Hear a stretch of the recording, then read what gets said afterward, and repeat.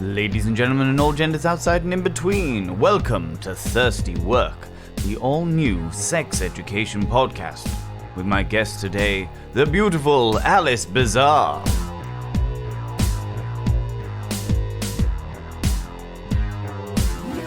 Ooh, it's Thirsty Work. Hello there, you delightful individuals, and how are you doing, you spectacular specimens of humankind? Welcome to the home of hedonism. That's right, it's Thirsty Work.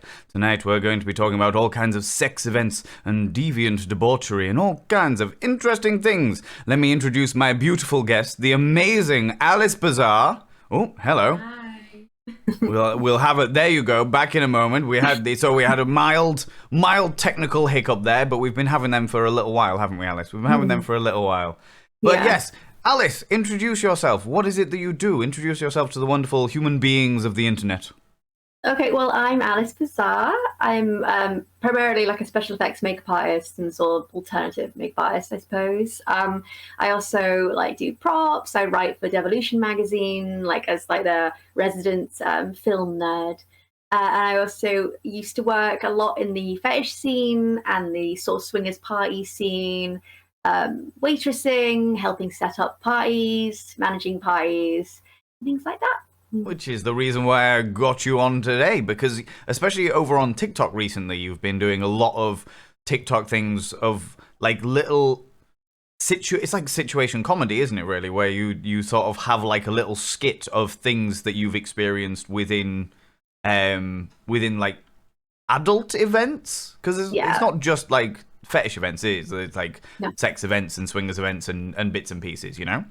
Yeah, I saw them to get over the censorship of TikTok. I just call them adult parties, which are the actual sexy swingers parties and stuff. Yeah, a lot of them are just things that have happened or things that often happen all the time, people slipping on latex at photo shoots and stuff, or latex shine, photo shoots and stuff, and just things like that. They're just little bits and bobs, little anecdotes and little stories that happen. But they're great. They're absolutely fantastic. Like there's little things that I obviously recognize from times that I've seen you at adult parties, so to speak. But also little things I'm just I've definitely seen this happen before. Yeah. But how did you get originally into that entire? Because people always ask me how I got into the fetishing side of things, but you must get asked by a whole load of people how the hell did you just end up in the world of adult entertainment on a more event basis? Well, it started off I was kind of sort of dipping my toe in a little bit because I was doing lots of alternative clothing catalog sort of photo shoots and stuff, lots of goth photo shoots and stuff, and then there was a lot of latex sort of modeling with involved in that. Yeah. And I think I was complaining on Facebook once that I wasn't getting any paid work, or everyone who wanted to work with me wasn't offering to pay for me, and it was frustrating me. So Missy, who I'm not sure if she does anymore, but she ran Antichrist at the time, she messaged me going, "Oh, do you want to come over and have a makeup stall at Antichrist?" Yeah. And I came ridiculously overdressed. I was so warm. I mean, Jesus Christ! It was oh. And then I left at 12 because I was I panicked because I'd never been to that kind of night, so I had no idea how long it was I was meant to stay or whatever. And then I was ended up working at Antichrist for something 6-7 years, something like that. Was it that long? Yeah, it's a long time, and obviously through that you end up knowing people, and including the photo shoots, it sort of turned to dominatrix photo shoots and fetish photo shoots and stuff, and then you end up doing adult photo shoots and doing makeup on adult things, and you just end up knowing lots of people, and they'd end up essentially asking you to help out. So is that the way? Is it literally just a path of knowing different individuals and then them recommending, being "Oh, have you spoken to Alice Bizarre? They're amazing with this kind of stuff." And what was it on your first I suppose the first adult photo shoot? What was the first situation where you were okay, this is a sexy scenario that I probably should have been more prepared for? Well, again, it was a really gradual thing because you work on latex shoots and then that becomes dominatrix shoots and then they're just dominatrix posing with people. And then you get a dominatrix where it's like they've got their sort of submissive or slave, whatever dynamic they have. And then it ends up being like a naked one. And then it ends up being like oh, we're going to do a bit of CBT posing in this. It just ended up being more and more gradual for me. So just for the listeners. I've never been like, oh, I won't I wouldn't be comfortable on a set like that. It's never really been like that. Especially when you do when you work on nude or body painting, where you're working with new people anyway. It's just a bit more like it's different when it's full on like people are going at it. Yeah. That's when I think it's like, okay. And was it so you weren't like shocked or anything? It wasn't like oh, okay, people are naked, or was it kind of like, because I know what it's like with the performance industry, like doing burlesque and stuff like that, and obviously I run Ken, and that's like people just get naked and you don't even bat an eyelid because it's not something that enters your brain. Was it the similar sort of thing? It was a slow progression, and as a result, you just didn't bat an eyelid? That kind of thing? Yeah, I mean, again, like, because of, like, Antichrist and things, it was just like, okay, there's someone naked, cool. And then even at photo shoots, even, like, fashion photo shoots, it's just people like, okay, I'm just going to get changed now, it's fine.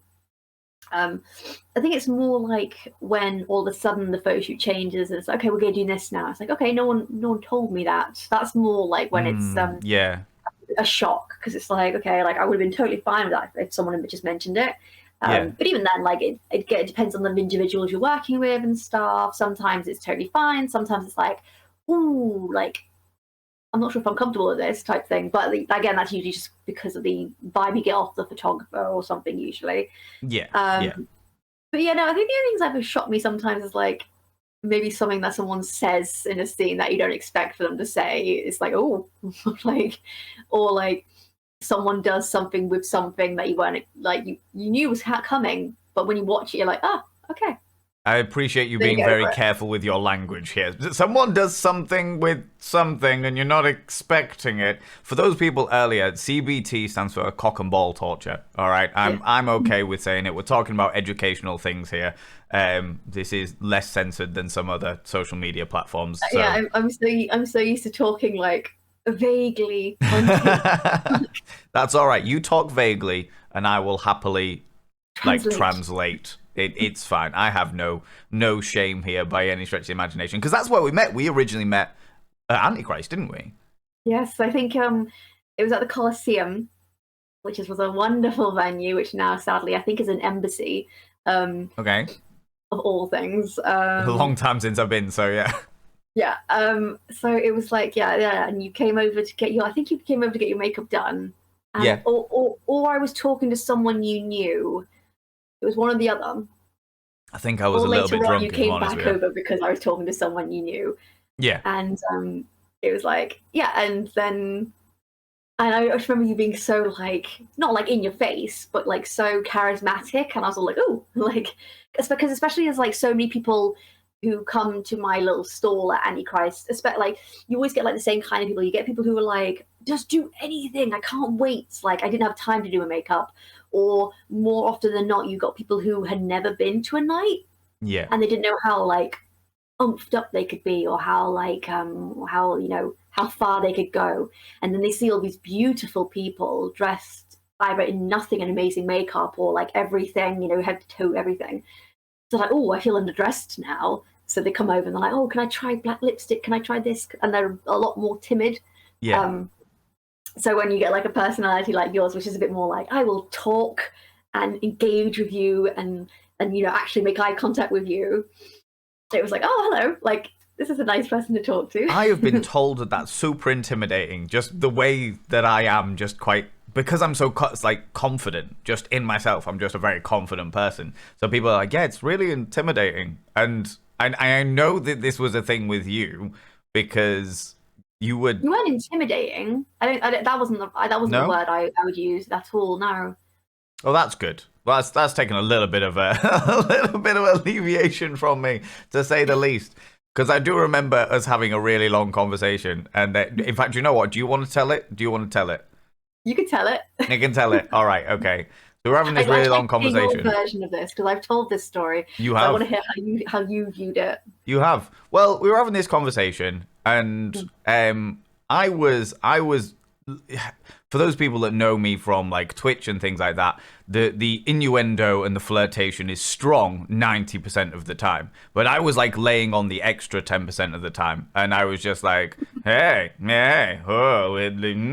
could we possibly, potentially, okay, I need to be extra. And I literally got to a point where I just turned around and I was like, you realize that I'm flirting with you? And Alice was just like, you are? Oh, okay. Well, thank you very much. But yeah, I'm working, so okay. And I was like, okay, no worries. That's not a problem. I've talked about this before, about how people shouldn't be afraid of rejection. It's not an issue because we're still really good friends. And people are like, well, they. I don't know. I mean, maybe that might have been 2012, maybe. Yeah, it was a long time ago. Maybe. It was a long time ago. Do you know what I mean? Like 10 years ago now. Oh God, no! Why would you say that? Now I feel ridiculously old. Come on now.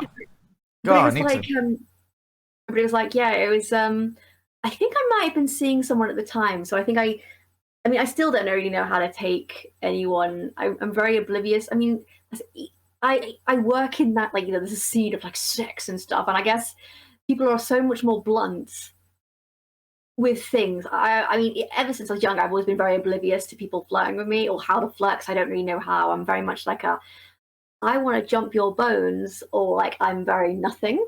Yeah. I find it very hard to be in between.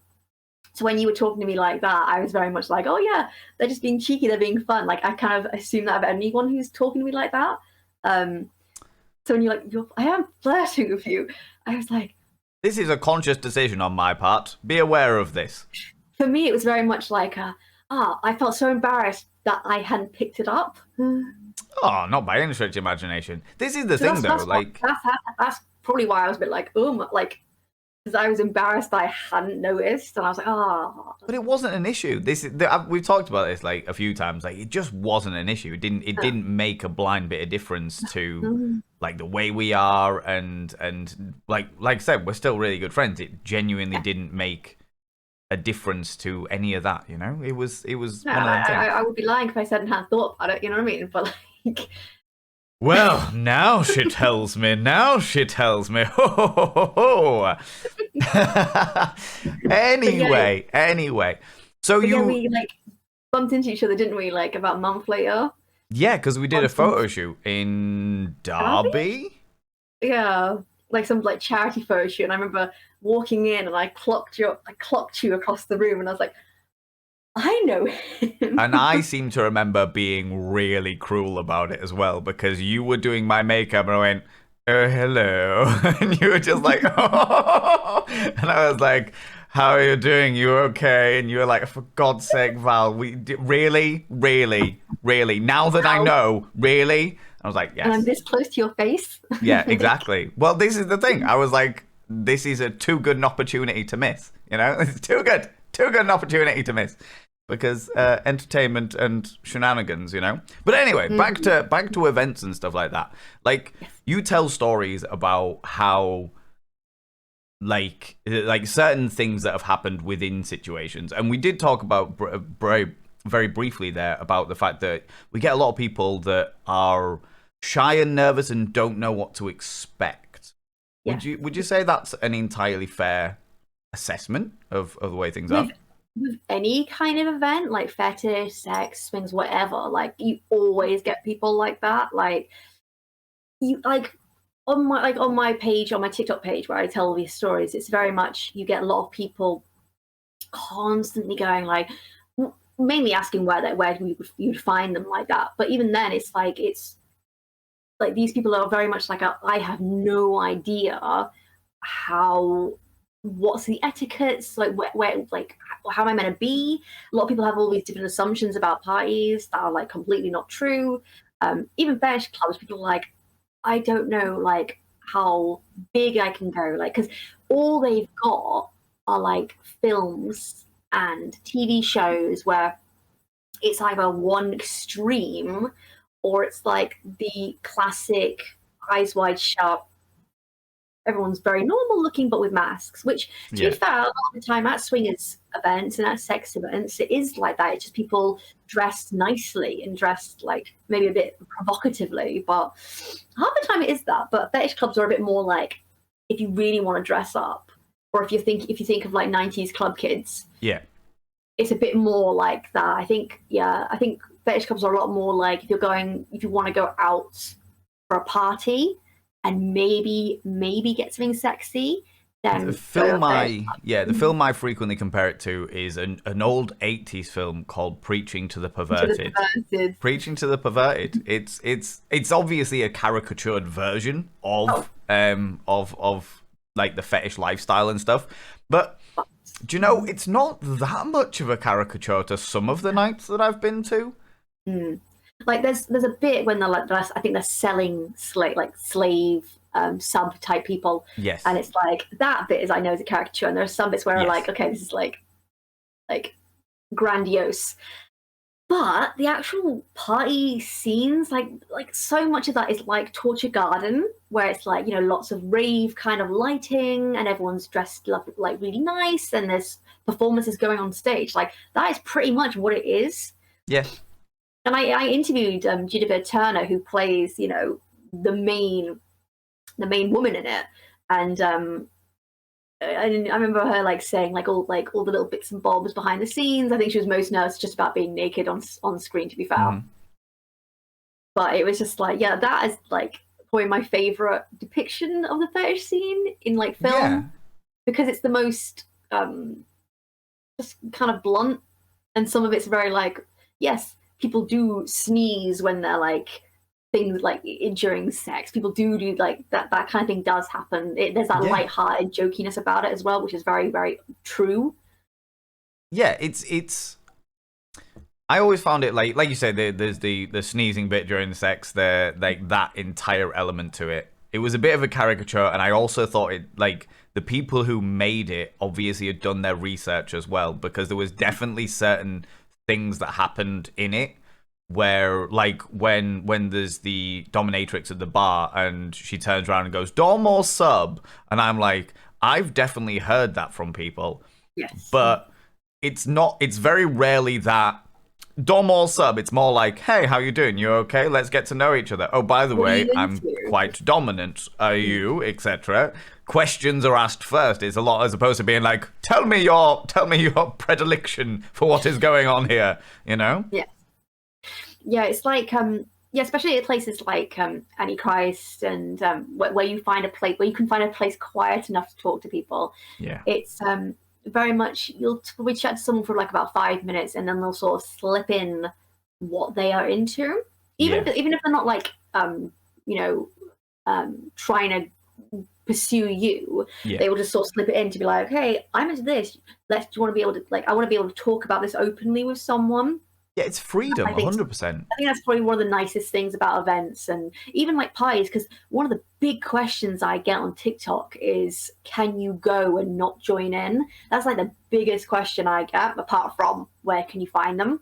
Do you what? Because people are like nervous about like feeling like they're pressured to get involved with something they might not be comfortable with, that kind of thing? Yeah, I think a lot of people think that you have to do stuff, like if you're going, you will do this, you have to do this. Okay. I think a lot of the time, especially like with like protection and, you know, unprotected sex, I think they see it as like an orgy in a porno. Yeah. Okay. Where everyone's doing it, everyone's getting involved, and it's all like unprotected and, you know, sort of. And it's really, really not like that. I mean, like I say, people will sit down, talk to you. If you want to hook up with someone, you can hook up with someone. I'd always suggest use protection and stuff, but that is again your prerogative.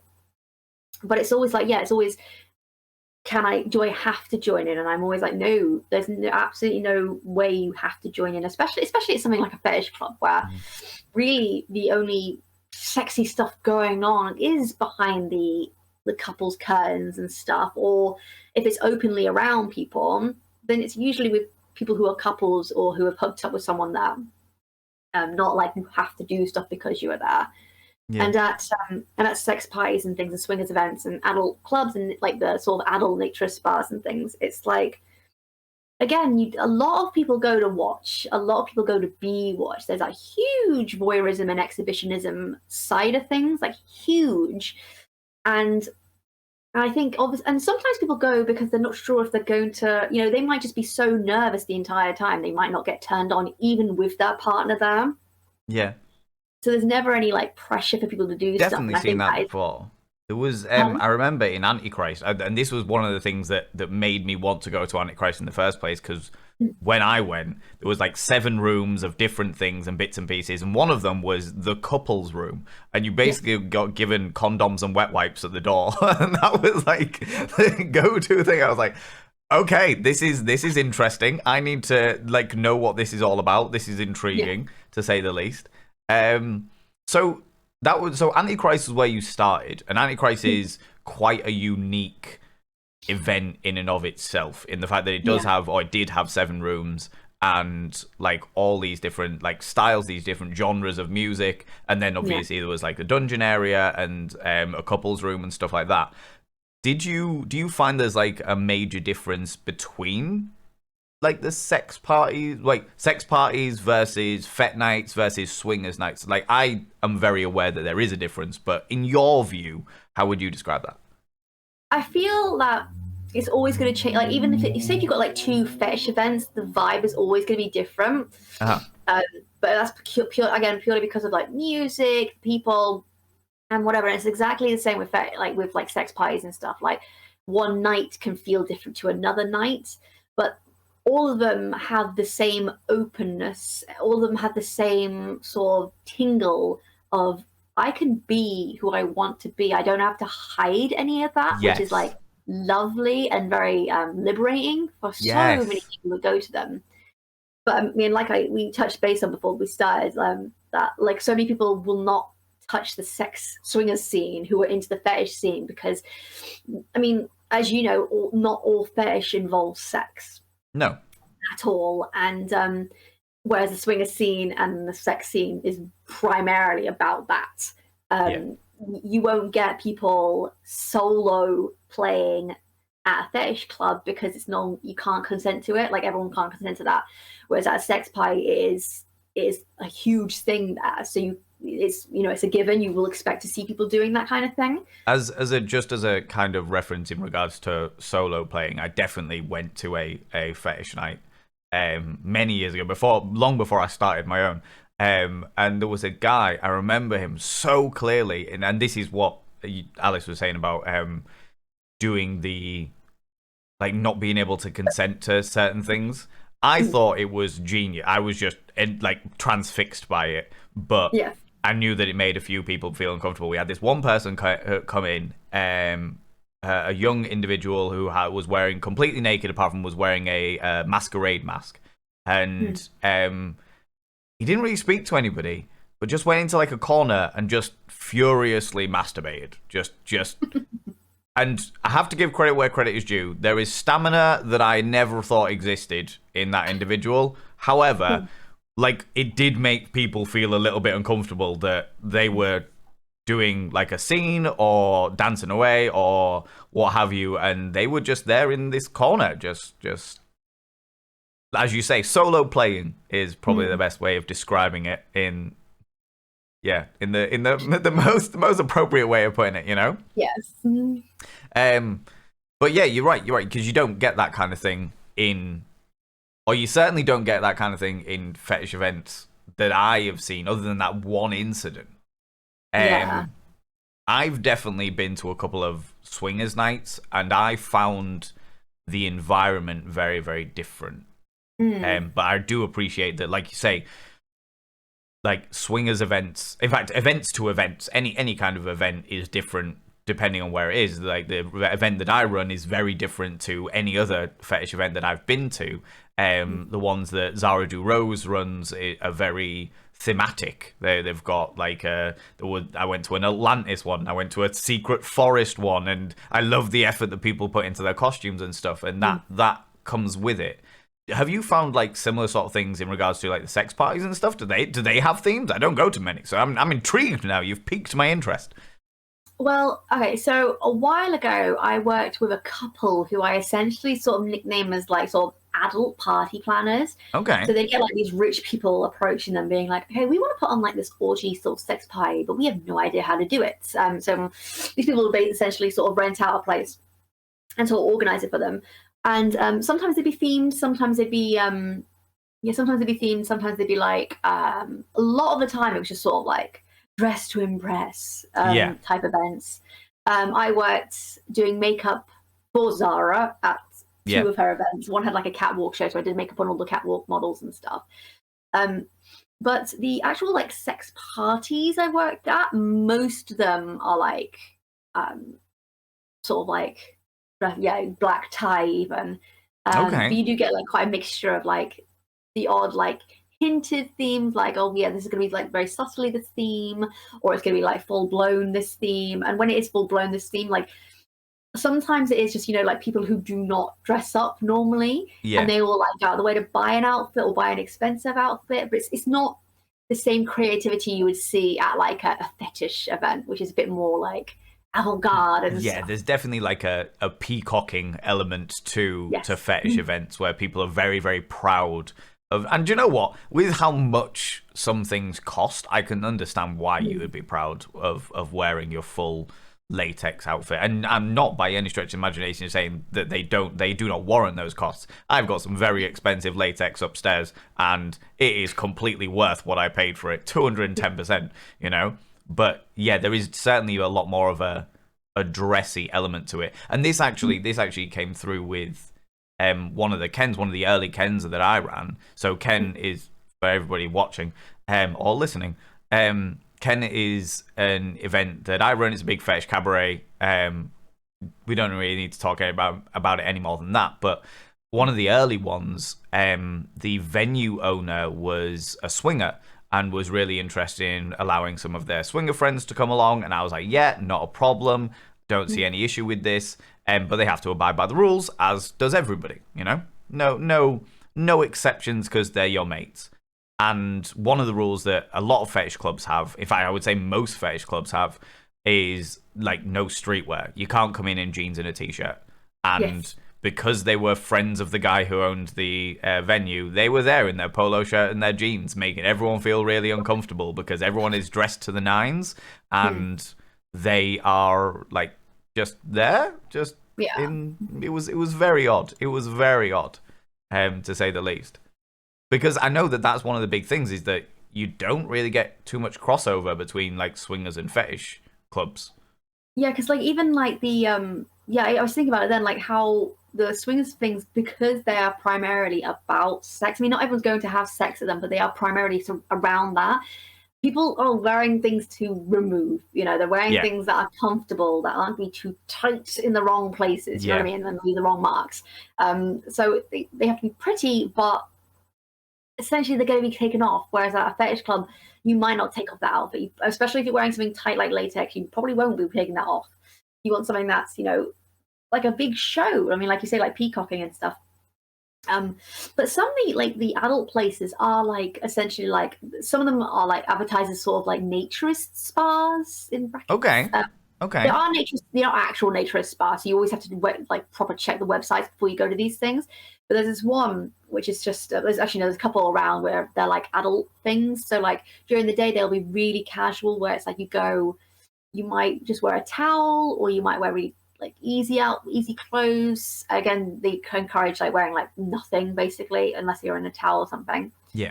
And those places often have like pools and saunas and stuff, and they're like designated areas where there's like a little bar area like that don't really sell that much alcohol.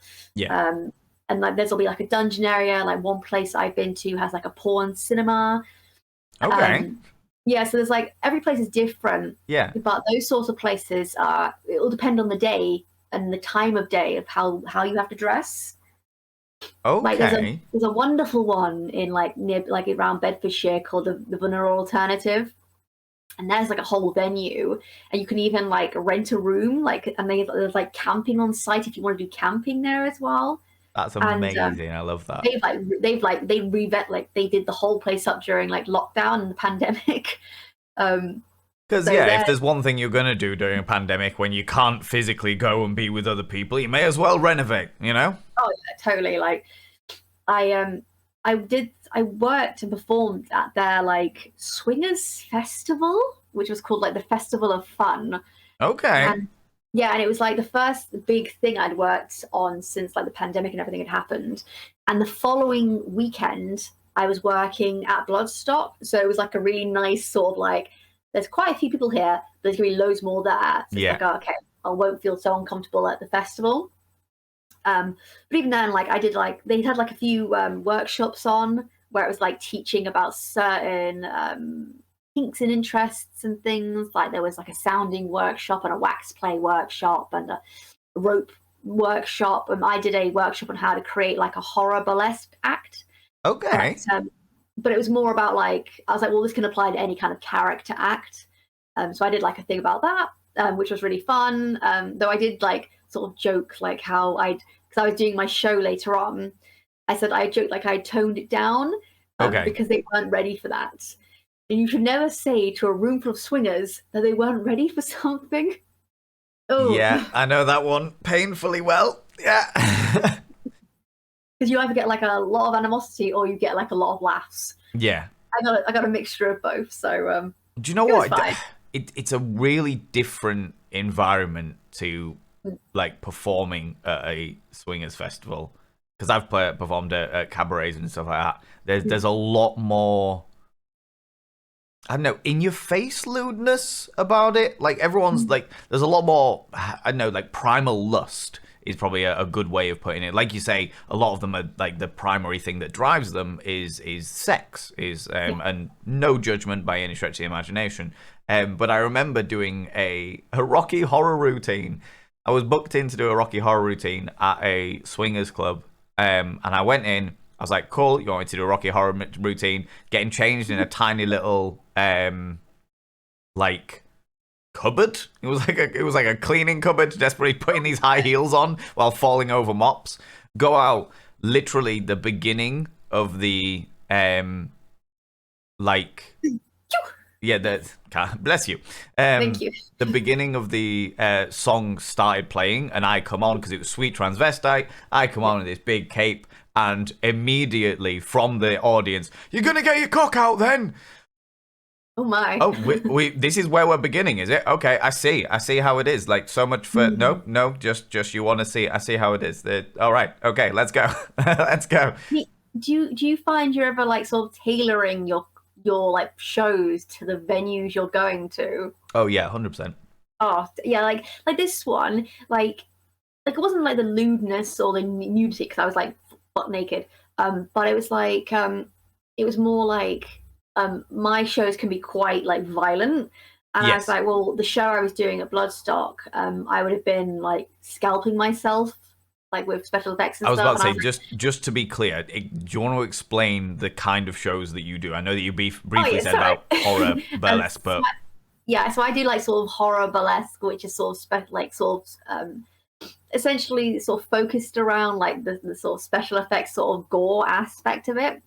I mean I get naked and stuff and I strip and whatever, but there's never really an aim for me to be sexy, if that makes sense. It's more like if this makes someone uncomfortably like turned on, then that's the aim type thing. Like a good old horror movie, uncomfortably turned on. Like should I find this attractive? I don't know. So with the Swingers Festival, I went a bit more pin-up. Like it's like that show particular started off with like me like in like a shower cap and big sunglasses and a dressing gown, like, oh, I'm getting ready to go out or getting ready for dinner, and then dinner was like a big bowl of guts. Classic. And throw them for a curveball. So I was like, okay, this is horror and gory, but the music was like Frank Sinatra, Witchcraft, and then it went into what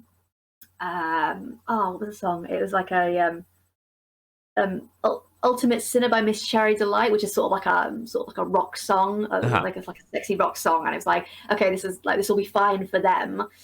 Whereas like Bloodstock was Dream Lover, and it went into Love by a Strapping Young Lad, so it was like way heavier, way more violent. Originally, that one was meant to be weird as well because I was meant to be doing it all with my doll Bonnie.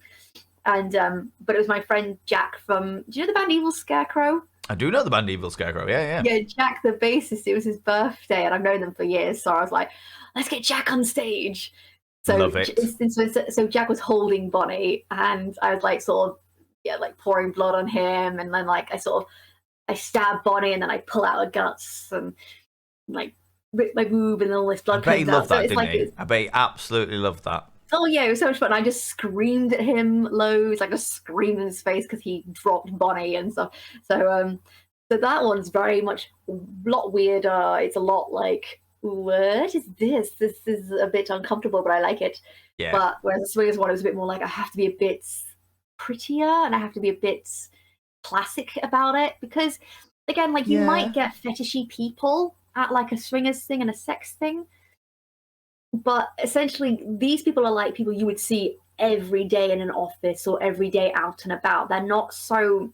I mean, it is the same for fetish clubs and stuff, but more so, you know, they're a bit more like your regular Joe, and you're like, okay, they might not like this music, whereas at a male club, you know they're gonna like the metal music. Yeah. Oh, 100%.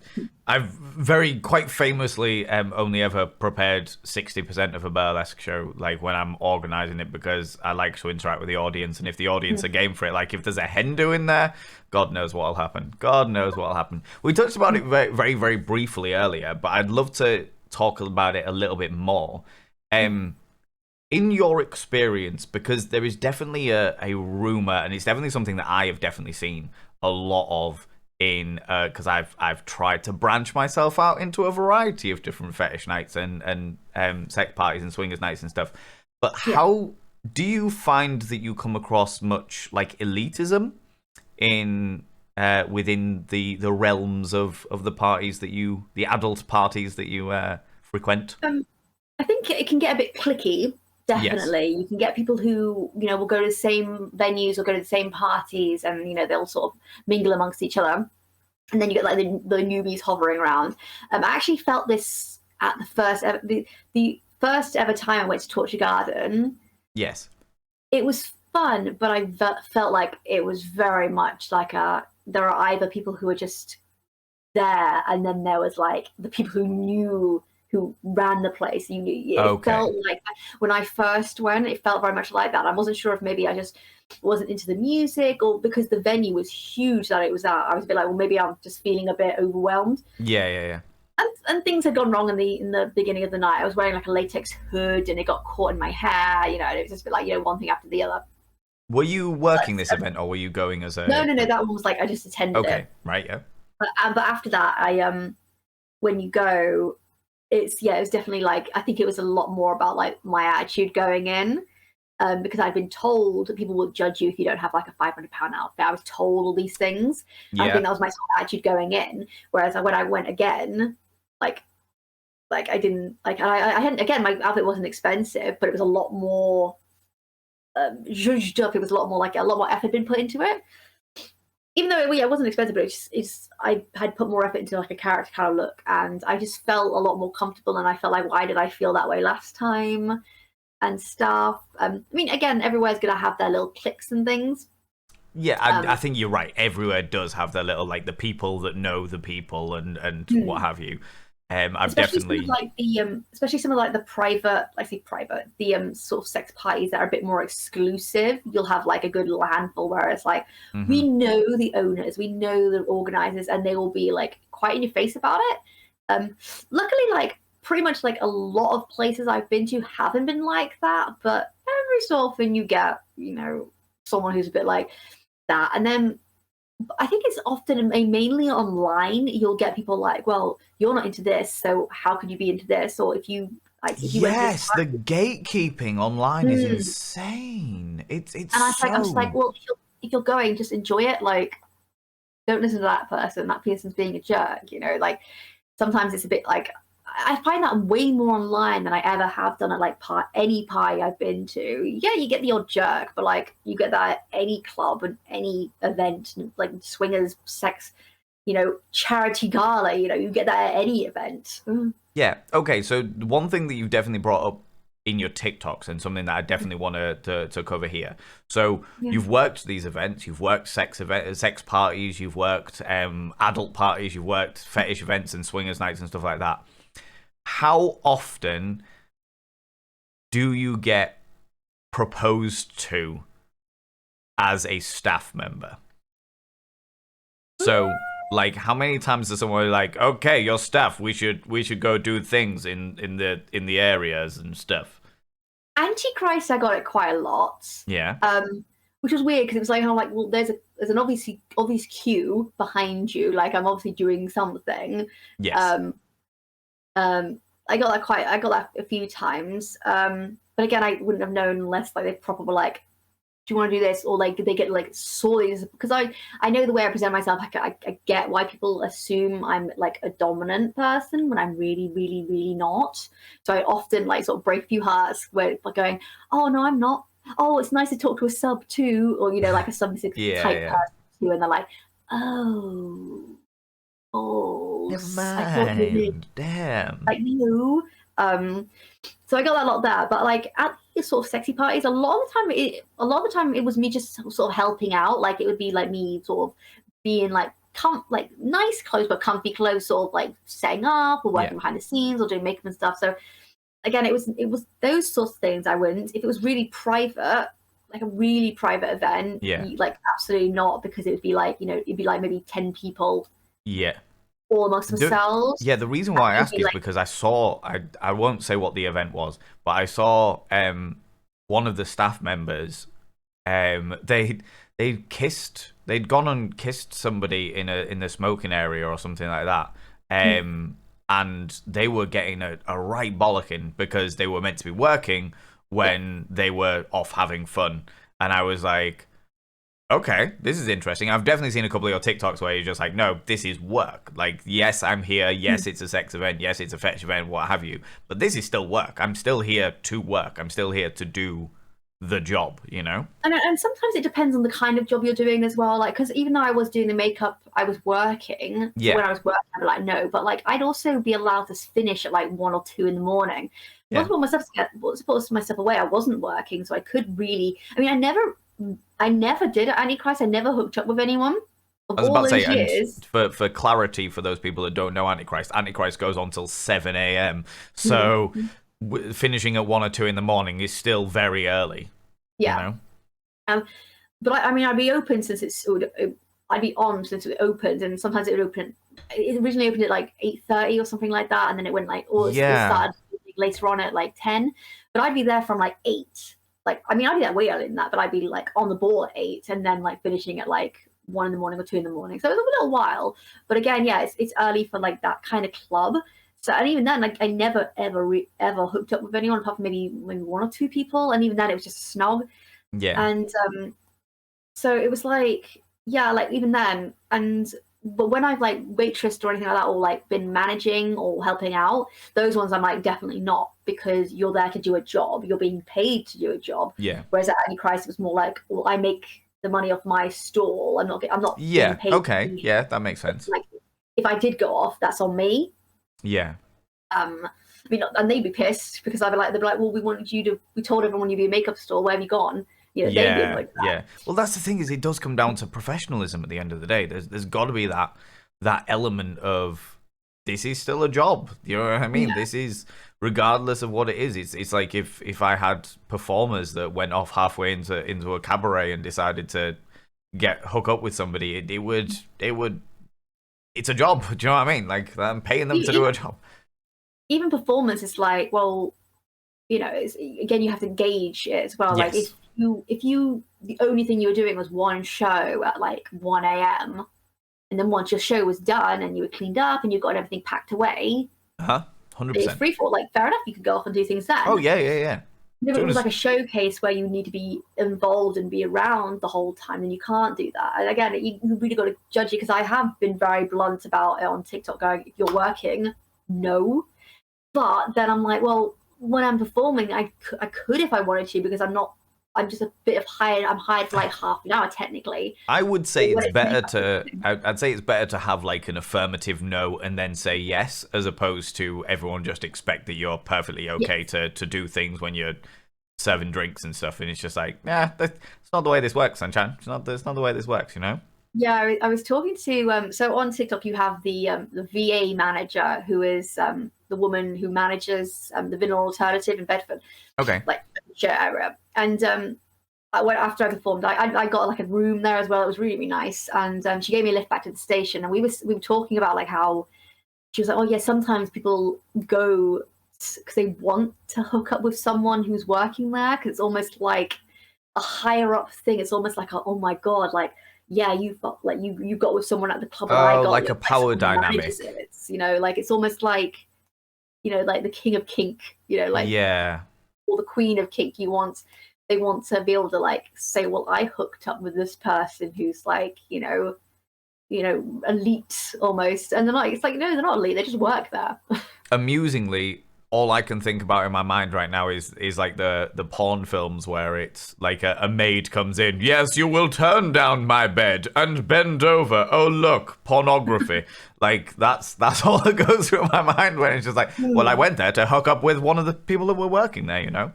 Right, before we go too far into adventurous, because there's so many things we could literally talk about. But no, I love it, and I this is the reason why I love the podcast. But the thing I hate about the podcast is the time limit. But anyway, we've got some questions. We've got some questions from the chat. For those people that don't know, we record these live, and the chat have been asking questions. So first question is, what 5 things do you wish you knew, or what unsaid rules should people know before going to an adult party / fetish club?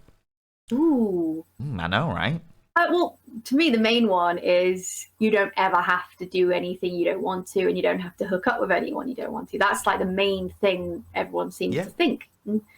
Don't pressure anyone. Don't dive in. Always ask consent.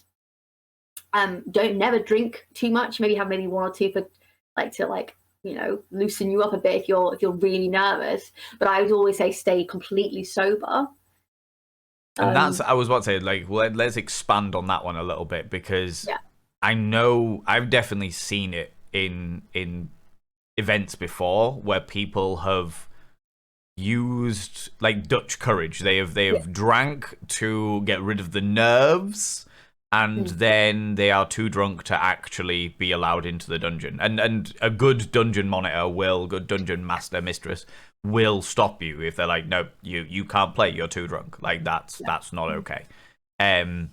So that, I think that like those are some good ones. Don't ever feel like you have to do anything you don't want to, or you're pressured into anything. Like consent is always a mandatory as far as I'm concerned on all things. But specifically from what you were saying earlier, like not only do you not have to do anything, but don't try and make anybody else do something that they might not be comfortable with. And alcohol. Yeah. Okay, last 2. What are the last 2? Talk to people.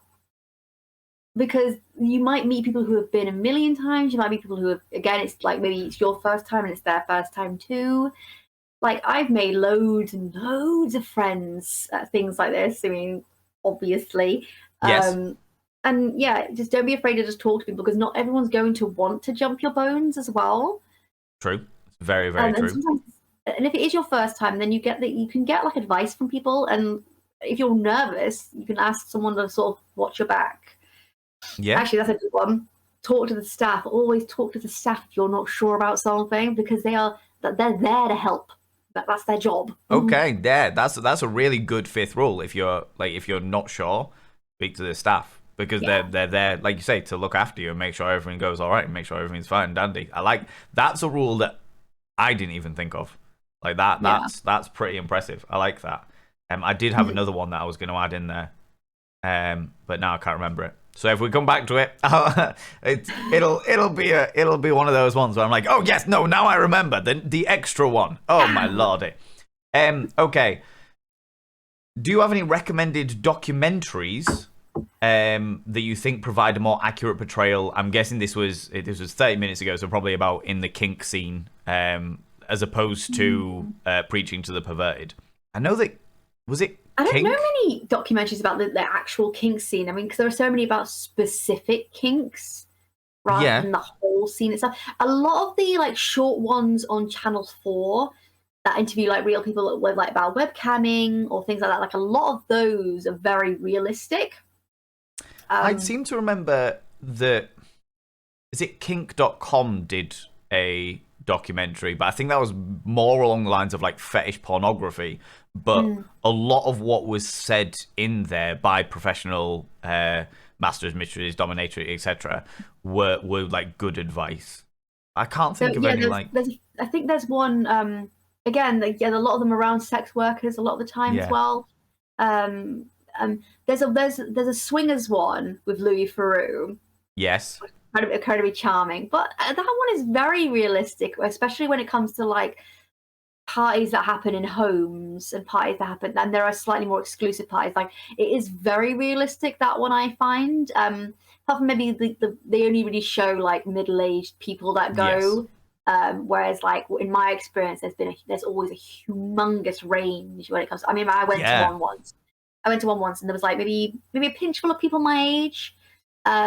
Loads of couples maybe in their like late 30s, loads in their 40s, and then a couple of older than that, and all different kind of body types and stuff as well. But yeah, I haven't really seen one properly about the fetish scene, especially like in London and in England and a bit in Wales and Scotland, that I've been like, that's really good.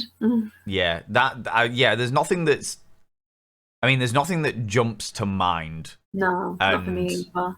And that pretty much says it all. I think the thing is that, apart from that Louis Theroux, the swingers one, that I think that's a very cute. I mean, even though it's set in America, I think it's like a nice depiction of swingers events, because they are very much like you don't have to swing at a swingers party. They're very much like that too. So. Exactly, and that's something that I think is really important to say, is the fact that like there's always this, especially when you're going initially as well, and you're like, it's your first time, you're like, oh God, am I gonna be made airtight by a variety of different men? Oh, I don't know what's gonna happen. And it's just like, no, that's not the way it works. You know, it's you can go in and just chill out and just chat. A lot of it's just chatting. Like, I remember shaking. My hands were shaking the first time I went to like an actual like sort of adult swingers spa thing. The first time I went on my own, I was like. This is me you're talking to, and even I was nervous. So exactly. That's good. That's great. It proves. I mean, I'm not usually. Well, I just don't feel nerves. I'm just like, well, this is going to be an adventure, and if the worst case scenario, it's going to be an interesting story. Do you know what I mean? Exactly.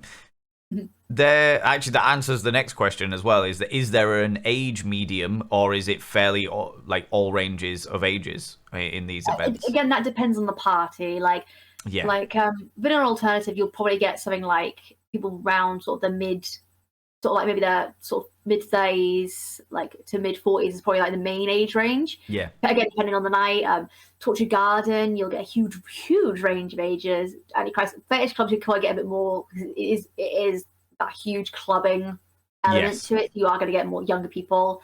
But I think something like Killing Kittens, for example, which is mainly women, you will get a younger age range, I'd find, but body wise, again, huge difference. And this is something that I really actually, now you've brought it up, this is something I really wanted to hammer in, is the fact that, like, I have definitely met people that feel like they can't go because they're not pretty enough, or because they're not the right body shape, or because they're not, like, they're too old for it. Oh, I get that all the time on TikTok. It's like, oh, I would love to go to this, but I'm too big. I'd love to go to this, but I'm ugly. It's like, such a myth. It's so completely wrong. Yeah. Like I mean, we've had very different experiences, but like my experience, the great thing about like fetish nights and adult parties and stuff like that is just people embracing themselves.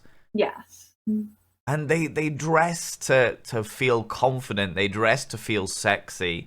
They dress in a way that appeals them. Maybe like the first time they go to an event, they'll dress down a bit because they're not sure and they're a bit nervous. And a lot of people wear like all black suits, I've noticed, which is fine. There's nothing wrong with that by any stretch of the imagination. But as you settle into it, you just get comfortable not only with the environment, but you certainly seem to get comfortable with yourself as well. Yeah, I think like some events I've been to have like the big sofa circle beds thing, Yeah. and sometimes you get like the most unexpected people who are like the center of attention, and you're like, and you just know it's because they are like so like not even confident, but they're just so like, I'm here to have fun, like let's have fun together, like why Relaxed not? in and of themselves. They're just like, Yeah, this is the way I am. yeah. Appreciate this because this is amazing, because I'm going to appreciate all of you and you can appreciate. I love that. I love it. This is one of the reasons why I did Ken, was because of hedonism, just people embracing everything about themselves in every way, shape and form. Which I just, and I think especially as like sex and everything is so still like it's still taboo in some way, when you get places where you can embrace yourself in that respect. And it is, especially when it's so important to some people. I mean, it's not important to everyone's relationships, but it is important to some. And have a place where you can openly be like, open, and yourself is just so and do you know what, I'm gonna hammer onto that one as well. Like, just because you are in a relationship, like obviously communication is very important in a relationship, as is honesty. But I know lots of relationships where one member of the relationship has a particular fetish or a particular kink that they just really want, and they go and they see a dominatrix or they see a dominant, and they like fulfill that kink need without having sex. Because fetish and sex, and this is, I'll say it now, and I can guarantee throughout this series I'll repeat it many times. Kink and sex don't have to be together at all by any stretch of the imagination. I mean, sometimes kink and like things like BDSM especially are like very sensory based. So I know plenty of asexual people who are very into kink because of that sensory experience and things. And I mean, again, like sexuality is a huge spectrum and stuff, but I mean, I think that, again, like I say, like that's a lot of the reason why a lot of people in the fetish scene do not navigate to the sex scene, because they aren't interested in sex. They're interested in the aesthetic. They're interested in the people. They're interested in, again, the physicalities and the sensoriness of kink. Or just simply meeting like-minded people, which isn't always going to happen at like a swingers event. True, absolutely. Like facts, it's about going exploring, and if you're not comfortable, then you can always leave, and you can mark it off as do you know what, fair enough, this isn't for me. I did that. I know I don't want to do it again. Exactly. But at least I tried. Exactly. Better to try and know than always wonder. Do you know? Yeah. Okay, the last question. Try everything once. Try everything twice, because the first time it might hurt. So the last question. I need to ask this. What is the weirdest thing a fan has said to you? Fan? I don't see myself as having fans. You do have fans. Oh, come on now, Alice. But I still don't see it. I find it... Oh, I don't know. I don't know what a weird thing someone said to me at all. I mean, I get a lot of "I love you." I get a lot of "you're my comfort character," which is very sweet for people to say. But weird. It's more like the people who try and like give me a something derogatory or like a diss or like an insult, and it ends up being like, that's not an insult. That just doesn't make sense. It's a lot of things like that often. Gotta love that. Gotta love that. Gotta love. I mean, maybe at Antichrist, I had the few foot loving people saying the odd thing to me, and I'd be like, "No, thank you." That's right, friends. You've heard it here first. The weirdest thing that anyone has ever said to Alice Bizarre is Valen Vain came over and went, "You realise that I am flirting with you." I don't know what's weird anymore. It's not weird anymore. This is the most entertaining thing. We brought it up on one of your TikToks the other day when you were doing a TikTok live, and you were just like, we was fine. And I was like, I know it's fine. Why are you getting weird over this? This is very strange. You got so flustered, bless your cotton socks. I was like, it's just one of those things. It happened. It was great. Do you know what I mean? Hilarious stories to tell. I have seen like obscene things in front of me, but I get so bashful. If someone compliments me or says anything nice, I'm just like...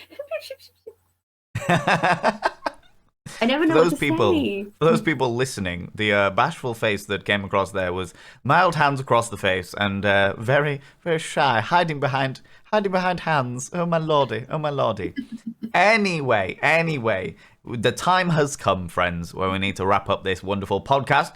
Alice Bazaar, you beautiful human being, thank you so much for coming on to the thirsty work for me, the home of hedonism. Could you please throw out where people can find you so that they can all these wonderful human beings can go and find you and follow you and love your work? Okay, well, I'm probably most active on Instagram, which is Alice Bazaar MUA, or just on TikTok as Alice Bazaar. And yeah, thank you for having me. I always know that we could just carry on talking forever, but most definitely. I've been keeping an eye on the time, and it feels like it's gone by in like seconds. I'm like, this is ridiculous. It's one of those things where I just want to like sit down late at night, just having a few drinks with some friends and put a microphone on. But I know we talk through to 6 a.m. and it wouldn't work. People would not listen for that long. They'd also wonder why we were going on so many tangents, you know? Oh, totally. I know I do tend to do that quite a lot, but I try to stay relevant. I try to make it work, but still. Don't you worry. I am the absolute king of tangents. I tangent all the time. All the time. It's unreal. Okay? I want to say a massive few thank yous, beautiful people. I'd like to say a massive thank you to Alexander Devenport, who made all of these wonderful backgrounds for the show. I would like to thank Kate Sway for the introduction and all the graphics that we have going on. And I would like to thank Mountain Goat for the glorious theme tune that we have. But the most important person this evening, I would like to thank the glorious Alice Bazaar, you beautiful human being. Thank you very much for being part of this ridiculousness and indulging my preposterous ego. You know what I mean? It's always a pleasure. Always a pleasure.